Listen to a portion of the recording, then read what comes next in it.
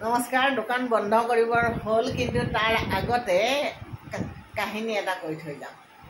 কাহিনীটো আচলতে এগৰাকীয়ে মোক ফোন এটা কৰিছিল।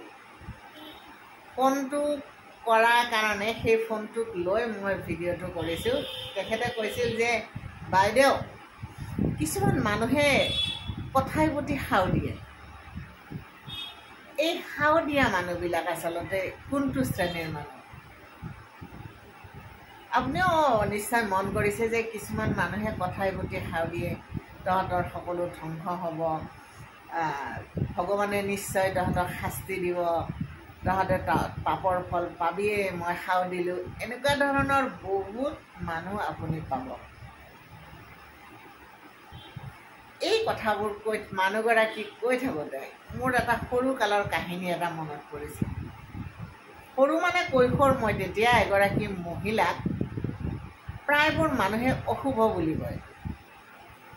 অশুভ বুলি কোৱাৰ কাৰণ মই বিচাৰি উলিয়ালোঁ যে মানুহগৰাকীয়ে প্ৰায়ে মানুহক সাও দিছিল, আৰু কেতিয়াবা হঠাতে কাৰোবাক সাও দিলে তেওঁলোকৰ ঘৰত এটা দুৰ্ঘটনা ঘটিছিল, আৰু মানুহে ভাবিব লৈছিল যে মানুহগৰাকী অমংগলীয়া, কাৰণ তেওঁ মুখেৰে যিটো বেয়া কথা কয়, যিটো সাও দিয়ে, সেইটোৱে হয়।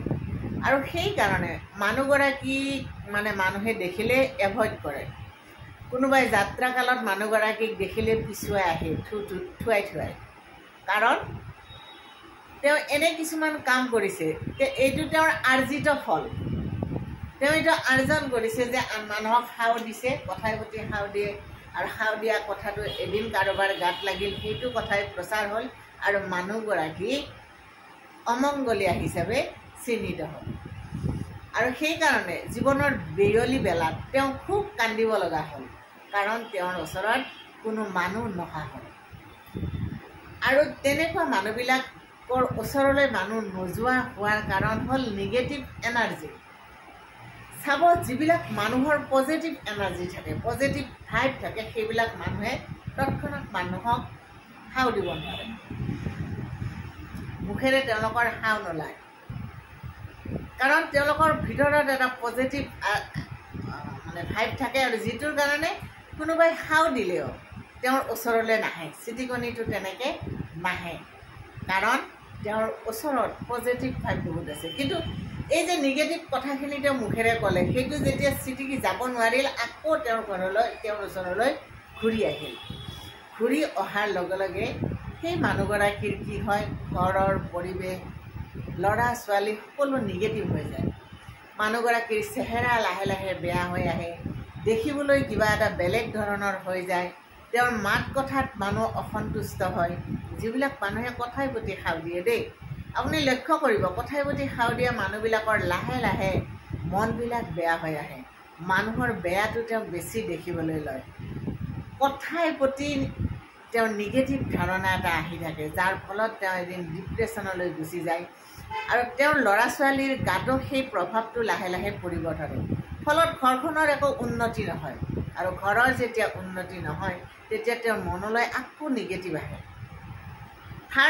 তাৰ ফলত হয় কি, তেওঁৰ য'তে যায় তাত নিগেটিভিটি স্প্ৰেড কৰে, আৰু সেইকাৰণে লাহে লাহে মানুহে তেওঁক বেয়া পাবলৈ লয়, আৰু লাহে লাহে তেওঁ অকলশৰীয়া জীৱন এটা যাপন কৰিব লগা হয়, আৰু লাহে লাহে তেওঁ কেৱল কান্দিবলৈ লয়।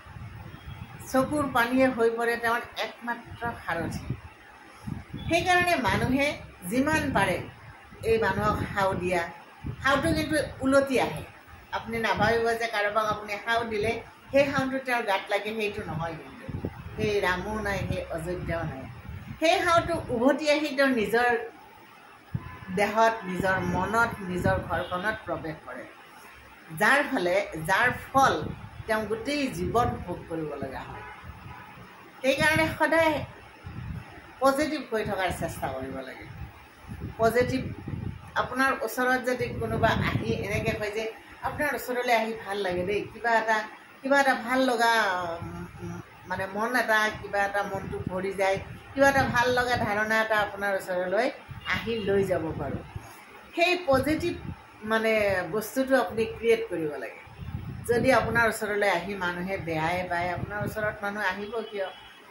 যদি আপুনি প্ৰতিটো কথাতে মানুহক সাওৱে দিয়ে, তেতিয়াহ'লে মানুহে আপোনাক অমংগলীয় বুলি নক'ব কিয়? গতিকে সুস্থ মন এটা, সুস্থ ধাৰণা এটা আৰু সুস্থ পৰিৱেশ এটা সৃষ্টি কৰাটো যথেষ্ট দৰকাৰী। এইটো কৈয়ে সামৰণি মাৰিলোঁ। কুশলে থাকিব, দোকান বন্ধ কৰোঁ। Bye bye.